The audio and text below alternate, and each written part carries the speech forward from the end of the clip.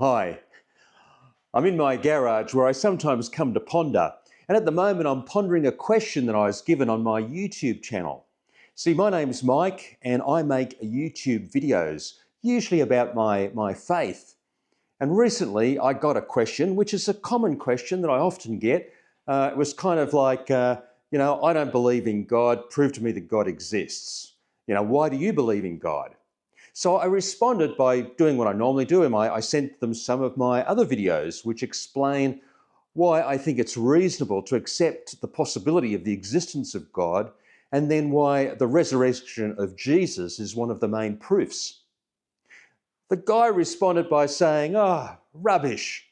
Anyway, you haven't answered my question. I want to know why you believe in God.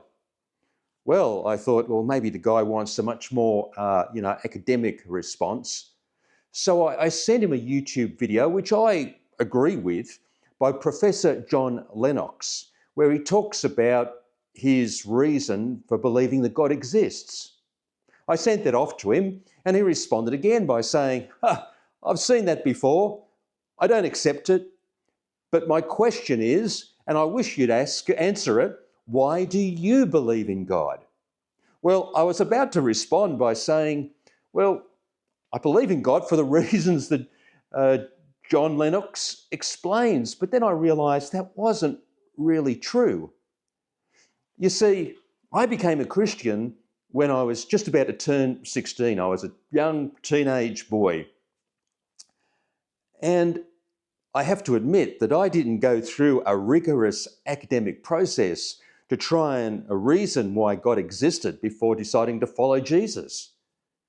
It was as if Jesus actually came and made himself known to me in a way that I couldn't discount. And how did he do that? Well, it wasn't through any academic process. I think it was through people. You see, I continually in my life, and I continue to, even now, meet people who are followers of Jesus, whose lives have been radically changed, whose priorities have been refocused, whose focus has been refocused, whose lives have been somehow made different because of their connection with Jesus. And so as I look at my life, I have to say that probably the main reason that I accept that God exists is that I see him in people. To give you an example, probably the first people that that I met were, of course, my parents. My parents became Christians in their early 30s. I was only 5 years old at the time. It was back in 1962. And when they became Christians, my life also changed, because before there was just mum, a dad, me and my older brother. But within a year of them becoming Christians, they adopted or fostered another 10 boys. And, I must admit, I'd find it hard when my kids used to bring around their friends from school for the afternoon. But my parents took on an extra 10 boys 24/7, all from broken homes, all with the different baggage that each one brought and their parents and family brought. And they did it lovingly. They did it willingly. And I remember asking them, why do you do it? And they would say, because of Jesus, because we want to show the love that Jesus showed for us. Now, I lived with these people 24/7, and I can tell you, I knew if they were having it on or not, or just pretending, but no, they were genuine. I became a Christian when I was, 1973, when I was 15 going on to 16. And I can tell you that no self-respecting teenage boy wants to turn out like their parents. My focus was my mates. That's what my life revolved around. I didn't necessarily have any focus towards Christianity, other than that's what my parents did. Yet, when I looked at my friends, when I looked at the people that I knew, the people that really impressed me were those few ones that seemed to know Jesus. There was this one guy called Terry, who when I did go to church, he would always bounce up and welcome me. And he would talk to me as if Jesus was real, as if he really knew him. I started to get interested in these people. They seemed to have something that set them apart. And so I went along to a Bible study that they went to, and all that did was pretty much make me realise that I wasn't a Christian, that I didn't have that same relationship with God that they seemed to talk about. Anyway, we went on a holiday, and I remember that my mother went to a bookstore. Of course, it was a Christian bookstore. And she said, "Mike, choose a book to read on the holiday." We were going on a water skiing holiday. I was going to be spending some time on the beach. I looked around. I didn't want a religious book. So I got this book because it had a person with a knife holding it to someone's throat. I thought, well, that looks exciting. It was the story of a guy called Nicky Cruz, who back in the 50s was part of the youth gangs. He was a youth gang called the Mau Mau's or something. Now, I had no connection with crime. I'd had a good upbringing. But I identified with this guy. I identified with him because his life revolved around his mates. He meets up with this Christian preacher who's everything that he dislikes. And yet the preacher keeps on telling him that unlike his mates, Jesus will always be there for him. He'll always love and care for him. I seemed to connect with what this guy was saying. While we were on holidays, the other family that were with us, they had a young girl who I kind of liked. I mean, teenage boy, teenage girl, what was there not to do? Unfortunately, she had another boyfriend, but we would often sit on a tree in the evening after our day of water skiing, and she would talk to me about Jesus, just share about things in her life, but Jesus, again, seemed to be real. As I was reading this book and talking to her, I remember one night, I too decided I would become a follower of Jesus. You know, when I went to school, I remember I prayed that God would let me meet up with someone because I was scared what my mates would think.